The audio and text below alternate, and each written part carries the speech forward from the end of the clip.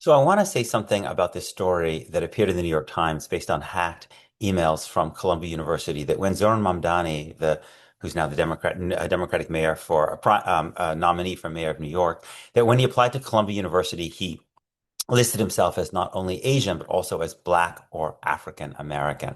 And so this has been depicted, this has been discussed in a lot of political circles as, oh, this guy was trying to game the system to take advantage of affirmative action by pretending he's Black when he's not Black.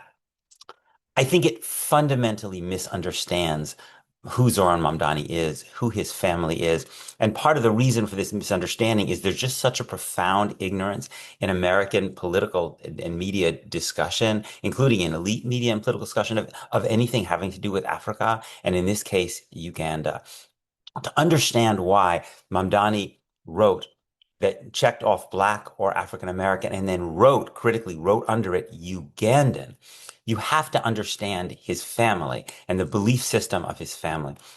His family were, on his father's side, were South Asians who were who moved to East Africa, like many did, particularly from a part of India called Gujarat. And in his father's family's case, they didn't just happen to be Asians who ended up in Uganda. They very much believed in the nation of Uganda as their identity. What happened was that when the dictator Idi Amin took power, he expelled the South Asians from Uganda in a kind of racist action because of a basically political economic power play in which he was aligned with a group of economic interests from the tribe of Baganda that saw an opportunity if they pushed out the South Asian economic interests that were in Uganda and basically took their industry and their wealth. And they allied with Idi Amin to expel the South Asians from Uganda. Interestingly, another person whose family was also expelled but had from a radically different political perspective, is the family of Kash Patel, the Trump's FBI director. But what's critical to understand about the way this action was experienced by Mamdani's family is that they saw themselves as having been expelled from their country, from their continent, even though, of course, they were not Black. That Zoran Mamdani talks about how his grandparents, once they had been expelled from Uganda to Britain, used to go every Sunday to Gatwick Airport in London and watch the planes taking off to Uganda because they missed this place so much. It was their home. Um, his father, Mahmoud Mamdani, the political scientist at Columbia, is one of the world's great students of African politics, named Zoran Mamdani Kwame, right? He gave him the middle name of Kwame Nkrumah, the first president of a decolonized independent African country in sub-Saharan Africa. This was part of Mahmoud Mamdani's commitment to Africa, to being Ugandan. And indeed, Mahmoud Mamdani moved back to Uganda once the new president, Yoweri Museveni, allowed South Asians to return. And he went to work at Makerere University, great university in Uganda.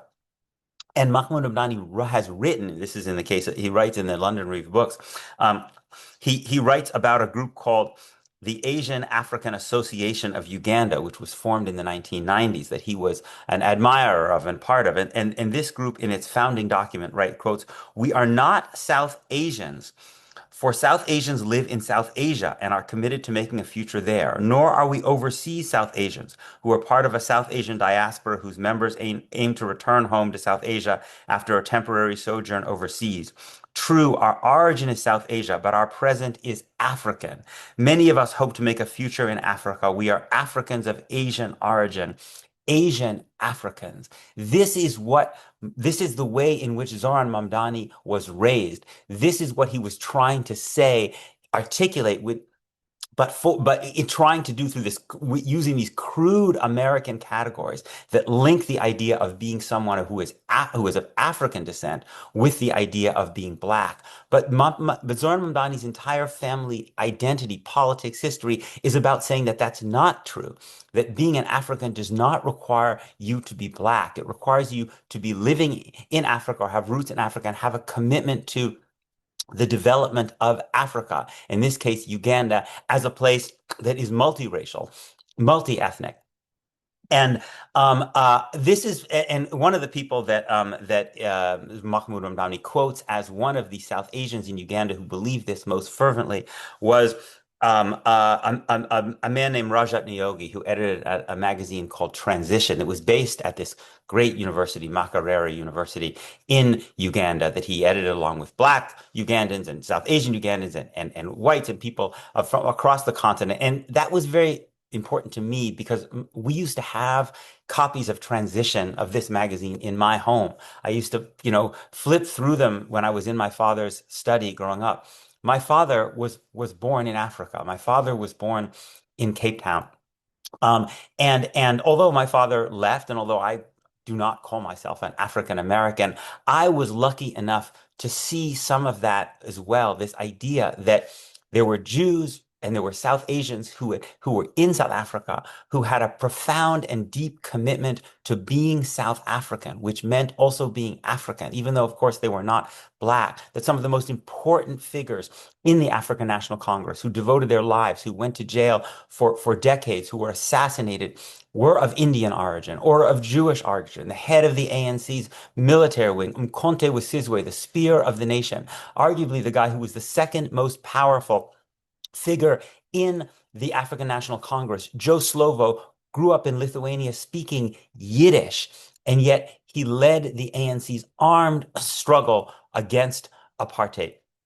This is also the politics, the history that I was inculcated, that my parents, my father and mother taught me, just like Zoran Mamdani's taught me about what it meant for us to be Jews who were in South Africa, just as what it meant for his family to be South Asians who were in Uganda. Um, and in fact, Thabo Mbeki, the second president of post-apartheid South Africa after Nelson Mandela, gave this extraordinary speech, which I will link to, called I Am an African, in which he talks about what it means to be an African. And he specifically talks about people who come from South Asia and people who come, even he talked about Afrikaners, even he talked about Afrikaners as Africans, right? Off being because he didn't see African as a racial category. Why does this matter in America today in the Trump era?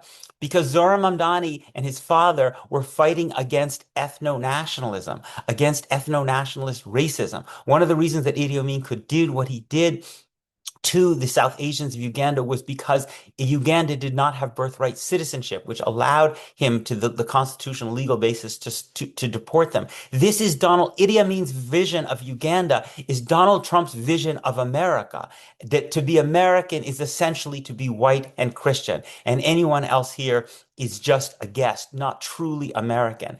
Zoran Mamdani's family politics taught him far away in Uganda, in Africa, to fight against the very ethno-nationalism that he is now struggling against in the United States. The very same ethno-nationalism that leads him to believe that Israel and Palestine should be a place where people are treated equally, where Palestinians and Jews are equal citizens, rather than being part of a supremacist political project.